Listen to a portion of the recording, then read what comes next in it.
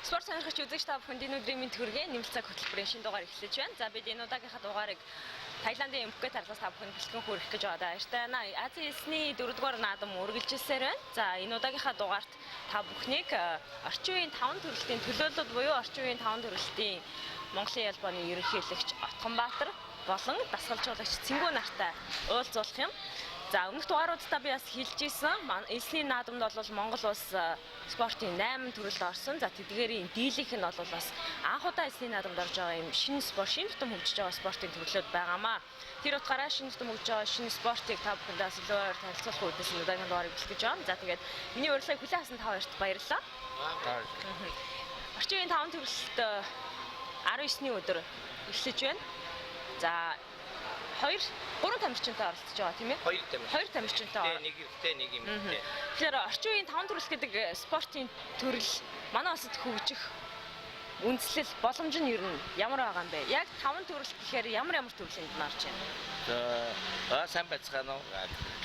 Орчин үеийн 5 төрлийн спортод нэгдүгээрт туйлзуу сэлэм, хоёрдугаарт нь усан сэлэлт, гуравт нь морины хатгалтай саадтай харайл, дөрөвт нь буудаад бүйдэг гэсэн ингээд орчин үеийн олимпийн спортыг үндэслэгч одоо анхны ингээд бүх хэдэрт гэсэн хэдэн спортуудад маань орж явдаг. Олон улсын орчин үеийн 5 төрлийн холбоонд гээд 145 орн нэгдэгдсэн энэ холбоо байгаад анх удаа энэ бич модерн пентатлон гэсэн ийм төрлөөр орж байгаамаа. Өнөөдөр бидний хувьд бас ингээд Монголын анхны тамирчид маань бэлтгэгдээд тэгээ гарч ирлээ. Бид нар маань ийм 5 янзын холбоотуудтайгаа хамтарч ажилладаг.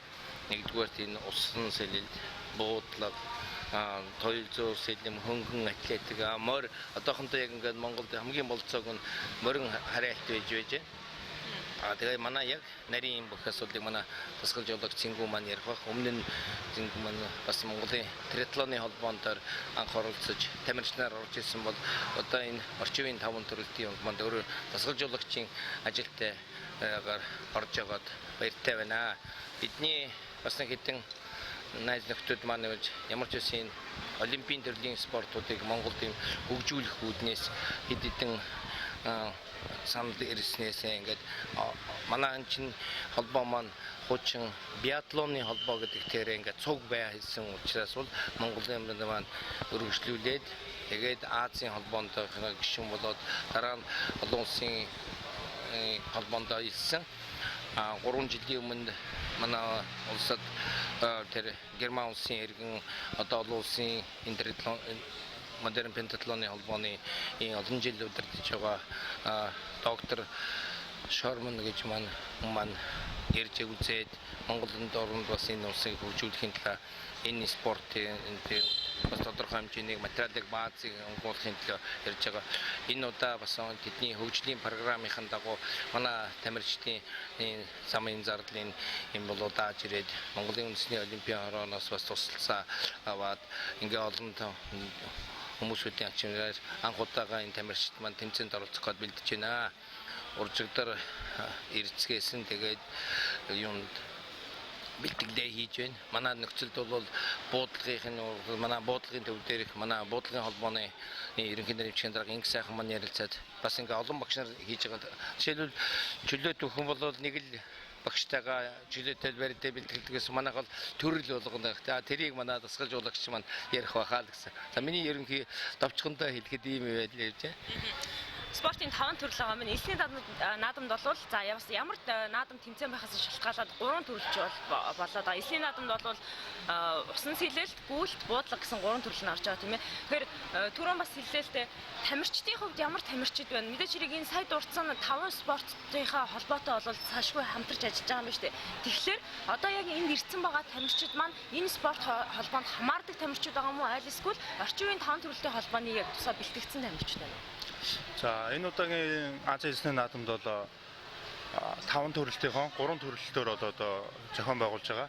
Энэ юу гэхээр усан сэлэлт, гүйлт, буудлага гэсэн 3 төрлөөр тэмцээнэ зохион байгуулахаар болсон. Тэгээд бид тамирчтай бол триатлоны холбоо болон усан спортын албанаас бол тамирчлал сонгож авсан байгаа. Одоо энэ усан спортоор хичээлдэг нэг тамирчин усан спортоор хичээлж байгаад триатлонд бас орсон триатлоны спортоор хичээлдэг энэ тамирчин сонгож авсан. Тэгээд эрэгтэй нэг эмэгтэй нэг тамирчинтай энэ удаагийн Азийн эсний наадамд оролцохоор ирсэн. Ерөнхийдөө бол бусад спорт холбоонд хамаардаг тамирчид дээр тулгуурлаад энэ удаагийн эсний наадамд орж ингэж ойлгож болох юм байна шүү дээ, тийм ээ. Цаашдаа бол мэдээж хэрэг усны тамирчин бол буудахад бас техник ур чадвар шаардна, нэлээд бэлтгэл сургалт хийх шаардлагатай байх гэж бодож чинь. Зүгээр яг эсний наадамд зориулсан бэлтгэл сургалт хэр хийгдсэн. Одоо жишээ нь усны тамирчин маань буудах төрөлдөө хэр сайн бэлтгэж чадсан байгаа вэ? За ер нь бол орон орны тамирчид одоо юу гэдэг нь яг тухайн оронд ямар спорт илүү хөгжсөн бэ гэдэг юм уу. Тэр утгаар нь одоо олон төрөлтэй одоо энэ спортуудын төрлийг тамирчдыг сонгохдоо өөр өөр өдөг. Манай жишээлбэл усан спорт бол төдийлөн сайн хөгжөөгүй. Тэр болон одоо усан спортоор хичээлдэг ч үгүй юм уу. Усан сэлж чаддаг хүн цөөхөн байдаг учраас бид нэр одоо триатлоны холбоо маань тэр мөн адил ялгаагүй. Пентатлоны холбоо маань ч мөн адил ялгаагүй. Усан сэлтэр хичээлдэг тамирчдаас төлхөө сонгож авсан байгаа. Дээрээс нь буудлага, гүйлт гэдэг одоо төрлүүд нэмэгдэж байгаа. Энэ бол мэдээж тухайн тамирчинд бол хүнд тусна.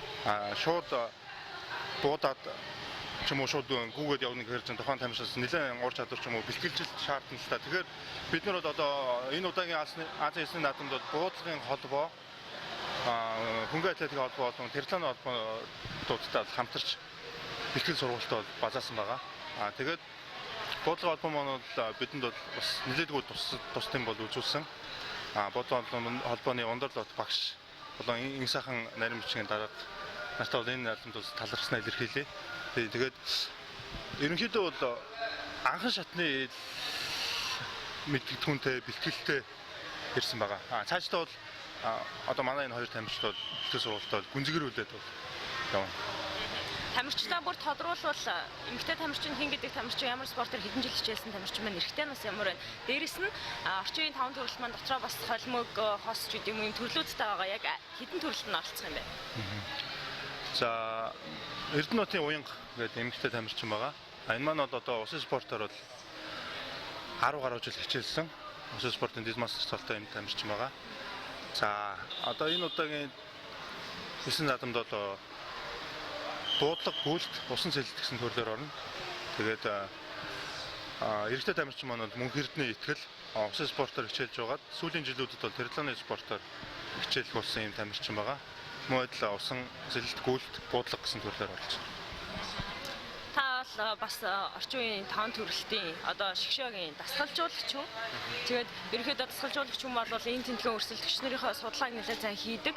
Тэгээд яг одоо энэ удаагийн Пукетийн эсний наадамд хичнээн орны хэдэн тамирчин оролцох гэж байна. Тэдгээрээс ерөнхийдөө бас олон улсын тэмцээнд олон оролцсон туршлагатай нь хэд байна.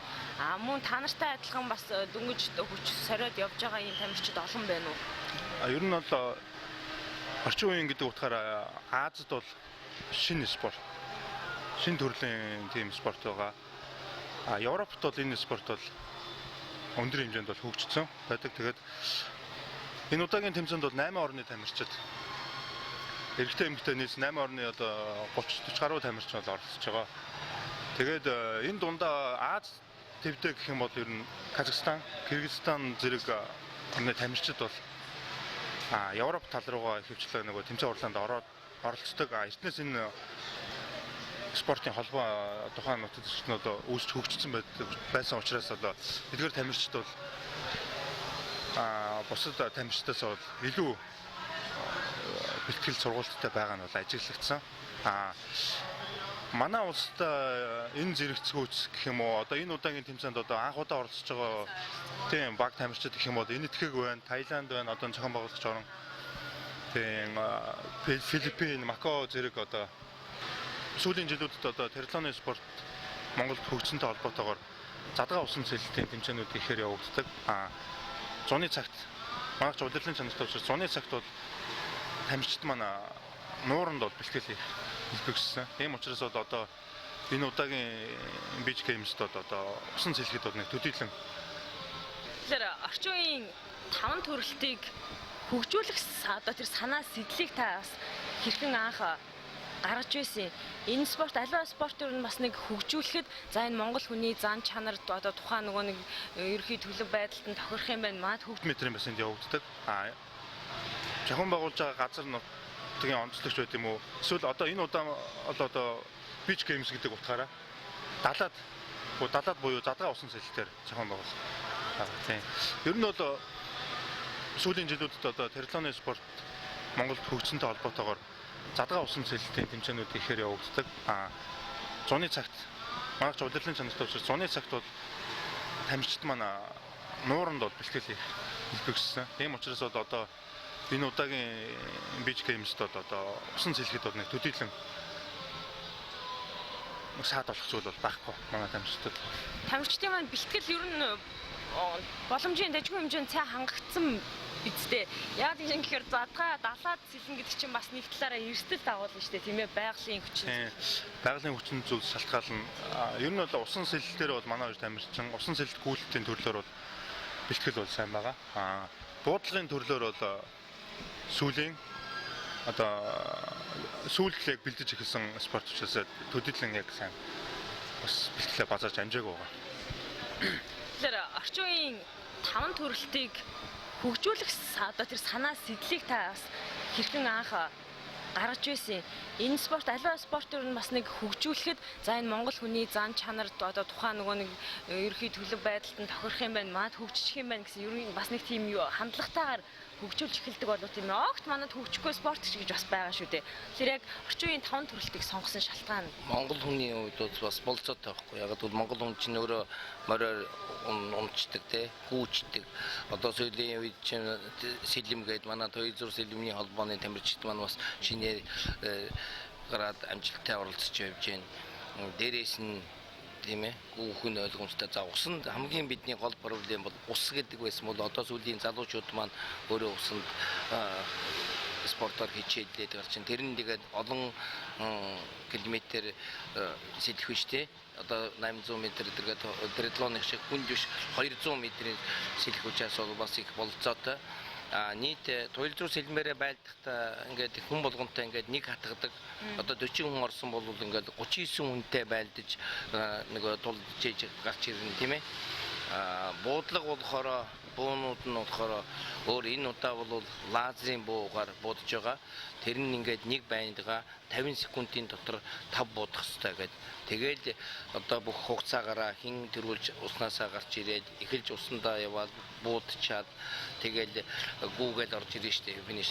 За эмэгтэй эхлээд эрэгтэй төрөлний явган дараа нь эмэгтэй гэж явагдаад тэгээ холимог гэж манай хоёлоо орсон.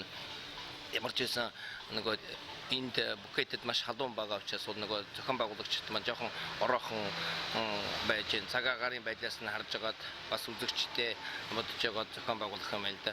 Бидний одоо байгаа гаргалсан манайх одоо цаг гаруй онгоцны буудлын засаа хэсэг батон гэж гардаг байсан бол тэр бол яг онгоцны буудлын хэсэг дээр явж байгаа. Тэгэхээр чинь миний бодлоор зүгээр энэ спорт бол бас нэг олимпийн төрлийн спортуудаа бүгд сайхан оролцоод хөгжөөд ялангуяа энэ сүүлийн үед бол Аз ТV-ийн маань амжилттай санагдаж байгаа хгүй. Хятад бол энэ талаар ингээд Чэндо хотод өстө маш том гоё тийм комплекс баригдсан. Бээжинд болсон. Бээжин одоо хятад ингээд нэг дэлхийн том гараа авдаг. Өнгөрсөн одоо энэ жилийн дэлхийн аваргын эрэгтэйчүүдэд нь хятад төрүүлсэн байхгүй. Тэгэхээр чи монголчуудаас Аз ТV-с хятад, Солонгос, Казахстан гэсэн ийм сайн тамирчин. За Киргизийн тамирчид маань хуучин бас нэг Оросын бүрэлдэхүүнд байдаг учраас бол тийм ээ орж исэн учраас бол тэр эсгүүд мэн тэгээ бид нар хичээс энэ төрлийнхаа юг амжилттай явуулна гэж одоо өгжөөгөл дараа нь мэдээжэрэг шууд медаль авна гэж хэцүү энэ удаагийн наадамд одоо оролцох гэсэн бүрэлдэхүүнтэй нийт 26 төрөл байсан баг тий 26 төрлийн бас ингээд нэгд орсон манай 8 төрлийнхэн донд тамирчид нэрээд манай ингээд зарим тамирчдын нь бас ирэхгүй болоо бид бол энэ дээр өөр нэг тийм том дэлхийн аварга дээр ороод шанс байхгүй учраас бол энд өөрсдийнхөө тамирчдын бодит байдлыг мэдээд яг ямар аль төвшөнд явж байгаа энэ спортыг өшөө бүр ингээд цаашаа гүнзгийрүүлэн хөгжүүлэхэд болцоо байна уу гэдэг талаас тэгээд манайх одоо сайхан том бассейнтэй болчих юм бол бассейн буудлага морин тойруулгынхаа юм жих одоо паркийнхаа тэрэн дээр ч гэсэн бид нар бас хийж болох байхгүй.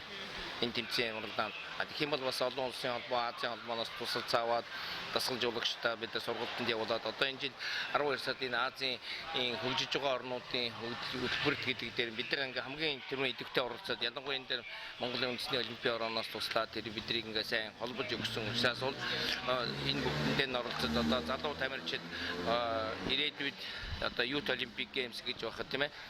Тэрэнд одоо би бэлдэж энэ залуучуудыг одоо оролцуулахын төлөө энэ спортыг сонгон Монголд одоо хөгжүүлж байна. Монголд хөгжүүлэх үйл ажиллагаа ямар хөө системээр явагдаж байгаа юм бол зарим спортч клубын системээр тулгуурлаж гин үү, альсгүй шгшээ дээр тулгуурлаад Өө ерөөсөө хувь тамирчдаа сонгож аваад оролцуулах нь тийм ээ. Хамгийн гол нь тэр маань 200 метрийг л одоо олон улсын хэмжээнд гэх юм энэ дээр сэлждэг хүн байх хэрэгтэй байхгүй. Тэрнээс шимгөө одоо зүгээр нэг усанд бассейнд ордог хүн болов шүү дээ. Тамирчдын хэмжээнд уралдах. Тэд нар чинь бүх тэрийгээрээ оноо авч иж уралдсан амжилтынхаа дагуу дээрээс нөгөө олон төрлийн тэмцээн байхад нэг оноо цуглуулдаг шээ. Одоо фенсинг ингээд тулалдаалах юм бол хэдэн оноо авах уу гэсэн ингээд тусгай яг тэр оролцсон хүнийхэн дагуу оноо өгөх гэсэн дүрм мөрөмтэй учраас тамир бидний бол ингээд энд нэг баг клубын гэж ингээд байхгүй ямар ч үсэн ингээд зөвхөн хувь хүмүүсүүдийнх нь хэмжээнд анхны юм нь одоо ингээд дасгалжуулагч маань сургалтанд суугаад гараад ирлээ явлаа. Дээрээс нь ихний тамирчид маань ингээд уралдаан тэмцээнд оролцоод эхэллээ. Бид нар ч бас ингээ 3-4 тамирчдаас шалгаруулад авсан шүү дээ. Тэндээс ингээ нэг олон хүний бас зардал нь байхгүй. Уул нь бол ирвэл 2 тамирчид гэжээс тэр болгоныг бас таахгүй 3 тамирчинтайгаа хурж ирчээд ингээд бодит байдлыг одоо бид бол туршилтын журмаар одоо гэдэг шиг тий үзээд нэг алдъя энэ спорт ингээд өшөө цаашаа болох нь уу гэдгийг л тий жишээлбэл тийм үү Олимпийн төрлийн энэ том 28 спортын төрөлд ороод бас юутай чөлөөт бүхмөхтэй үзэлцээд энэ чинь байх ёстой юм байна гэдэг чөлөөт нь нөгөө талдэрсэн. За тэгээ манай холбооны ерөнхийлөгч нь бас олон улсын олимпийн хороонд нэр хүндтэй ус байдаг. Хүндэт ерөнхийлөгчээр нь одоо Монакогийн нөгөө эзэн хаан Альберт хаан хүү манд байж идэг. Тэгэхээр чинь тэр бүх улсууд энэ ч өөрөө Самаранчийн хүү энэ холбооны удирдлаганд байж идэг. Тэгэхээр чинь бид нар бол бас олон улсын олимпийн хороонд лоббитэй энэ нэгээрээ бол ингээд чөлөөт өхөөс илүү лоббидэж нөгөө тэр гүд зүйлийн хуралд нь үлдэж исэн шүү дээ. Өчигдөр түүхнийг хасагдах гэсэн ярианд байсан ингээд энэ модерн биндадлоо эдгээр чинь цуг ороо тэгээ ямар ч үсэн орчин үеийн олимпийн үндэслэгч Пьер де Кубертений одоо гол санаачилсан энэ 5 төрлийн спортыг гэж байна. Тэгээд дээрэс нь энэ 5 цаграг гэдэг ингээд ярих юм бол манай 5 спортууд дээр орно шүү дээ. Ер нь бол орчин үеийн 5 төрөлтийн тамирчин болох гол шалгуур бол усан цэлдэх гэж ойлгож болох юм байна тий. За яг манай орны хувьд бол тэгж хэлж болно. Яг тэгэхээр манай орн ч өөрөө ус далаа гэдгээс нэг хэсэг бол холдсон байсан тий. Одоо ерөнхийдөө манай орны ихэнх иргэд маань бол сэлждэг болсон үе. Цаашдаа бид нэр одоо олон хүн сэлдэг болоод ирсэн. Олон хүн усан спортоор хичээлдэг болоод ирэхэд бол шалгуураа бас өөрчлөж бас болох юм. Гэхдээ одоо энэ удаад л бол усан спортоор хичээлдэг тамирчдыг бол шилж сонгож авна. Түүн дээрээ тулгуурлаад бусад спортын холбоодуудтайгаа хамтарч ажиллаад тухайн тамирчныг бэлтгэж орчин үеийн 5 төрлийн тамирчин болгож гаргах ийм зорилготой байна. Дэлхийн ер нь аль улс яг энэ чиглэлдээ тэргүүлэх байр суурьтай? Ер нь бол Европын улс орнууд их хөвчлэн энэ спортоор бол өндөр хөгжсөн. Одоо хуучин зөвлөлт холбоот улсын бүрэлдэхүүнд багтдаг улсууд маань бүгдээр айгүй сайн байна. За Унгар байна. За тэгэл Америкээс ороод ирнэ Англичууд гэх чинь. Тэгэхээр 5 төрлийн спортоор жигд явна гэдэг бол бас айгүй тийм дэсвэр хатуужил бүх юмыг шаардсан тий. Спорт зүгээр нэг төрлийн спорт биш. Триатлоны 3 гэдэг байсан бол манайх одоо триатлоны холбооноос илүү 2 төрлийн илүү 5 төрлийн болж байна. Тэгэхээр энэ спортыг сүүлийн хөгжүүлэхийн тулд бас энэ олон улсын холбооноос янз янзын юм уралдаан тэмцээнүүдийг явуулж байгаа хөө. Яг тэгвэл энэ чинь яриад нэг морин элсэн дээр явах үгүй юу гэж байдлын хэцүү байгаа учраас бол онгоцын бодлоо ойрхон байдаг. Энд яаж их үгээр чинь морин хасчаал тий. За тэгтэл бас нөгөө туйлдус элементний яах үгээд манай үндсэн бол манай тамирчид маань одоо энэ 5 төрлийнхэн 4-т нь ерөнхийдөө бэлтгэлчээд байгаа байхгүй. Тэгэхээр чи манай туйл зүйн сэдвийн холбооны ерөнхий нэрмчиг дарга манай хосоо бас энэ дээр зай гаргаж өгөө бидэнд цаг гаргаж өгөөд дасгалжуулалтаа яаж хийж яах нэгээд хамгийн анхных нь сая одоо бүхэл бүтэн Орос улсаас мэрэгжлийн бүр дэлхийн аварга олимпийн аваргыг төрүүлж ирсэн тийм мундаг дасгалжуулагчийг авчирчаад байж байгаа. Бид нар яг тэр үнээр ихнийх нь заавар заалгаж байгаа байхгүй. Тэгэхээр чи ингээд нөгөө хүнтэй яг зөв хүний хэлж байх юм бол манай хүмүүс бол тэгээд хатгаад эхэлж гэнэ. Уснаа бол усныхаа бол өөрөө гүдэг байсан те.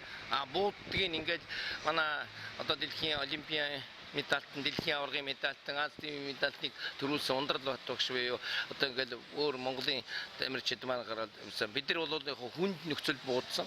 Өшөө илүү хүнд буугаар дасгал хийжсэн. Анчи ирсэн чинь нөгөө лазерын буутай. Зүгээр сайхан бүх юм ном дөрмөр. Тэгтлэгээ бас ингээд хил гайл дээр зарим нь шогтоол байдаг байхгүй. Наад чинь буу муу чинь энэ болохгүй гэдэг. Тэр бол зүгээр баг тоглоом хэмжээнд байхгүй.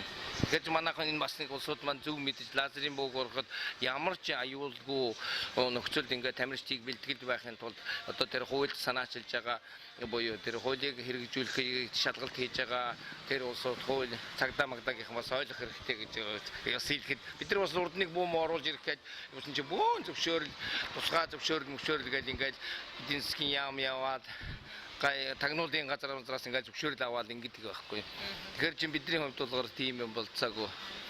Морь бол саалтай харилт одоо хамгийн хэцүү байгаа. Тэрийг бол бид нар бас Монгол хүн болгоны ямар ч байсан морь өмдсөн байдаг шээ тий. Уучраас бол бас тэрийг тэр томсог морьуд дээр бас хараагаад бас тэрний холбоо бас байгаа ш. Тэгэхээр чи ингээд нэг юм 5 янзын холбоотой бид ингээд холбогдож ирээд 6 дахь холбоо гэж гарч ирж байгаа байхгүй тий. Ихэд 5 холбоогоо базаад тэгээд одоо саамчуудаа хамтарч ажиллахаар басантай юу найдлах гэсэн үг шүү дээ. Бас тэгээд яриад эндээс харилцсан багш нарын дасгалжуулагчдын аваа сургалтын аваад одоо бид энэ Бээжинд ерөнхийн хамтарсан бэлтгэлийн Солонгосын бас бидэнд ингээд туслаад хүрээд ирээч өвлийн цагт нь ингээд өөрсдийнхөө нөхцөл дээр туслая гэж нэг байгаа. Тэгээд манай тамирчдын маань бас чөлөөграад нэг нь оюутан нэг нь Саудитын компанид ажиллаж байгаа улсууд маань тэр компаниуд маань ингээд амжилттай оролцож юм бол дараагийнхын тэмцээнд нь бас чөлөө өгж тусалцаараасаа гэдэг. Тэгээ манай спортыг бас дэмжиж энэ зургуудаар үзэж байгаа та бүхэнд бас сонирхолтой энэ үеийн урд нь ингээд байсан улсууд бол биднэртэй бас холбоо бариарай. Үндэсний олимпийн орогоор дамжуулаад тэгэх юм бол одоо та бүхэн бидэнд ингээд тусалж хамтран ажиллах бүх хүмүүстэй манай холбоо бол хамтран ажиллахад бэлэн байна. За бүх саяны бидний ингээд 3-4 холбооныхоо хүмүүстэй энэ наадамд оролцуулах гэж байна. Ганц нэг ингээд цэнгүүн битээр ингээд явахгүй олон талын хүмүүс бүгдээрээ ингээд нэг ч гэсэн жижиг онгоцны билет авахусаас эхлүүлээд ингээд бидэнд ингээд туслаад бүх хүмүүстэй одоо баярлснаа, талархснаа илэрхийлье. Тэгээ маргааш ямар ч байсан манай тэмцээнд нь амжилттай оролцоод эхлэн тэгээд яг ямар амжилт гаргасныг дараагийн нэвтрүүлэг дээр чинь хэлнэ. Тийм та сая бас ярьж гин нөгөө тамирчдын бууг оруулж ирэхэд 7 шат амжилт амжилтыг хүндрэл бэрхшээл байдгаа гэх. Тэгэхээр нийт бас энэ сэдвийг ярьсных Монгол спорт холбоог шинээр хөгжүүлэхэд тулгардаг бэрхшээл одоо хамгийн хүнд нь юу байд юм бэ? Ингээд бичиг баримттай жишээл өөрийнхөө дүрмэн те төрийн бас баг Монгол улсын төрийн бас байгууллагын дүрм маань өөрөө энэ олон улсынхаа дүрмтэй зөрчилдөд идэг байхгүй юу. Тэгээд чинь бид нар бол өөрсдийнхөө тэгэхээр төрийн бас ингээд нэг юм товчхон хийгээд тэр дүрмээ ингээд бүртгүүлээд авахар нөгөө улсууд маань тэр төрлийнхөө юмыг мэдчихгүй зөвхөн ингээд нэг удирдах зөвлөл нь юм байх хэрэгтэй юм байна. Ерөнхийлөгчөө яаж сонгох хэрэгтэй юм байна. Тийм ээ. Хяналтын зөвлөл гэж юу байх юм гэсэн ингээд гэтэл энэ спортын үн дээр яг бүх хэмиг одоо тэрний ерөнхий нэрмжийн дарга спортын үн дээр эдгээр маань зохион байгуулж яадаг маань энэ маань тэгтэл удирдах зөвлөлд ордоггүй байх жишээтэй гээд за тэгээд дүрм маань өөрөө хууль бус янз янзын болчоор одоо зарим холбоонууд маань ингээд хийглээд асуудал үүсээд байна шүү дээ.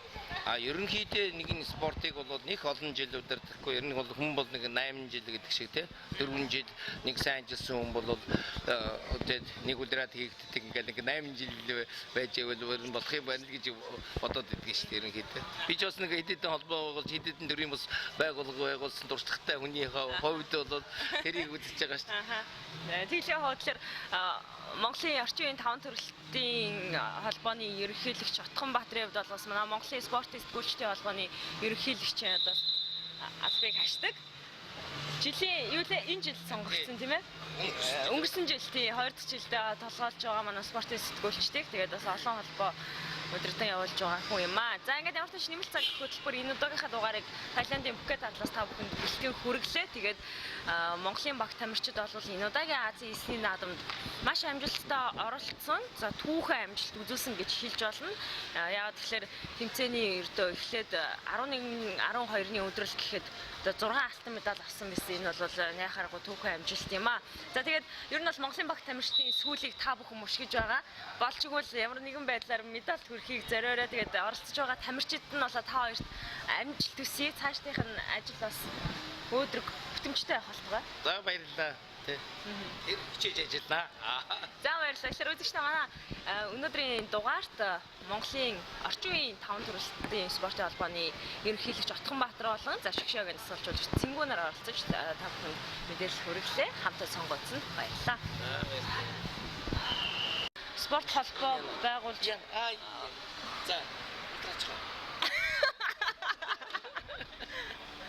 залгаа явчихъя. За тий. Спорт холбоо байгуулж за унтраач.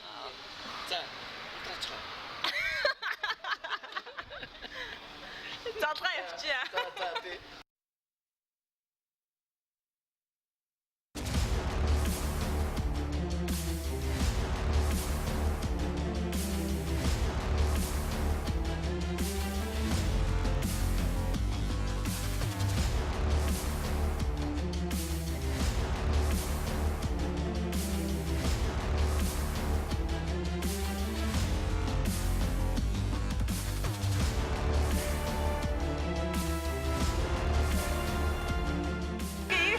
Таиландын Пхукет арлаас мэдээлэл хүргэж байгаа баярлалаа.